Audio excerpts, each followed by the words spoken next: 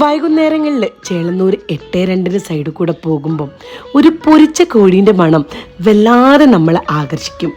ലൈജുവേട്ടനെ 20 വർഷങ്ങൾക്ക് മുകളിലായിട്ട് കൊടുക്കുന്ന ഈ ഒരു ചിക്കൻ പൊരിച്ചതിന് ഒരുപാട് ഫാൻസ് ആണ് കേട്ടോ ഉള്ളത്. ഇവിടത്തെ നാട്ടുകാരുടെ പ്രിയപ്പെട്ട ഫുഡ് സ്പോട്ടാണ്. സോഫ്റ്റ് ആയിട്ടുള്ള ചിക്കൻ പൊരിച്ചത്, കൂടെ കറിവേപ്പിലയൊക്കെ ഇട്ട് ചതച്ച കപ്പയും, അതിൻ്റെ കൂടെ ചിക്കൻ്റെ ഒരു ഗ്രേവിയും കിട്ടും.